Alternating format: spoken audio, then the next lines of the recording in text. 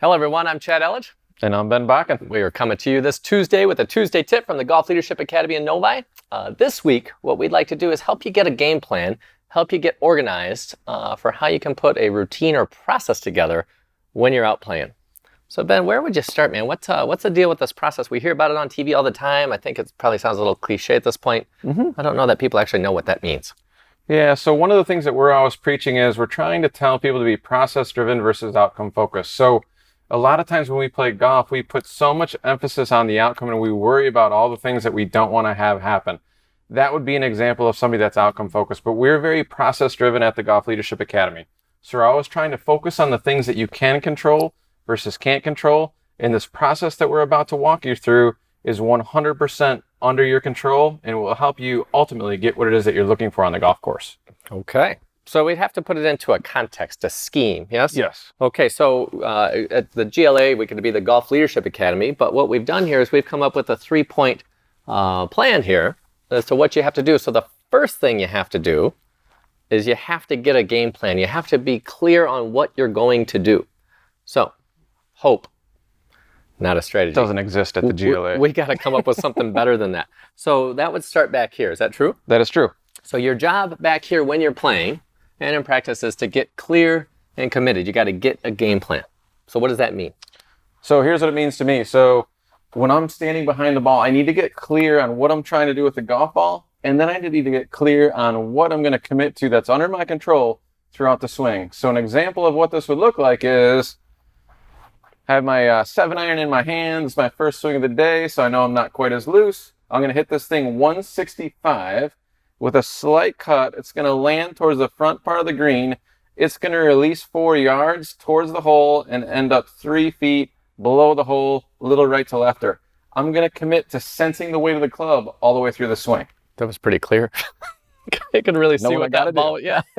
So there was no like, don't do this, don't do that in Ben's language. So he was very clear about what he wanted the ball to do, and then had a simple strategy, a simple plan. Feel the weight of the golf club to make that happen.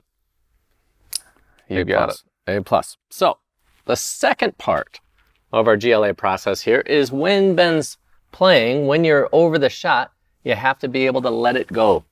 You have to be able to let it go. So tell us what let it go means to you.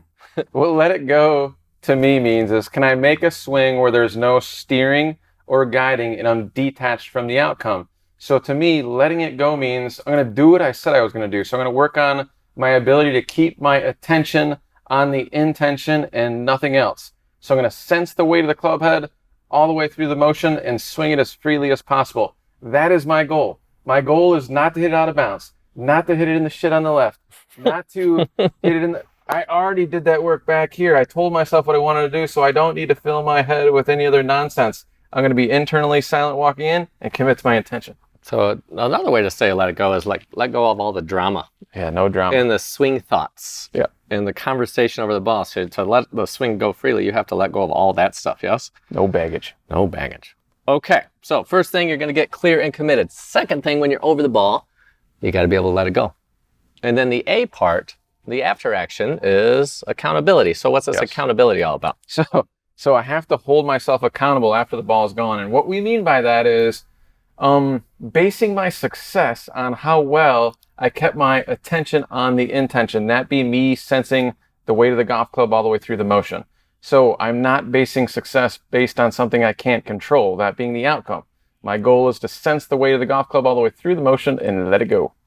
And then on the back end, grading that. Yes. Not the ball. All the other things. Not the ball. Okay, so process-driven means you're only grading, paying attention to things that are under your control.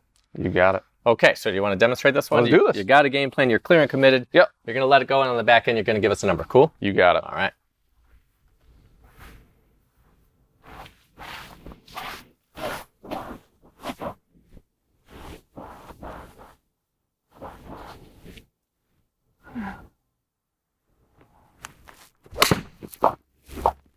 Okay. Not bad for the first one of the day, but it's gonna sit.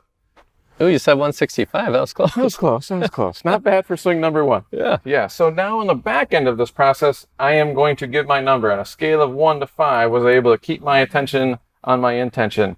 And the answer to that is I was a 5. I actually sensed the weight of the golf club all the way through the motion. There was no steering or guiding. I genuinely will let that thing go for all of you at MDG. Okay.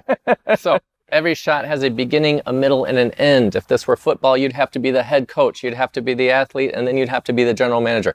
So you have a job to do on every one that you want to work.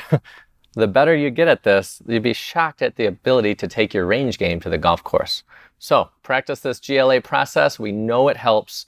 We know it makes golf more fun, and it'll give you a sense of empowerment and controlling what you can control. So thank you for joining us on this Tuesday tip. We'll look forward to seeing you next time. Get no!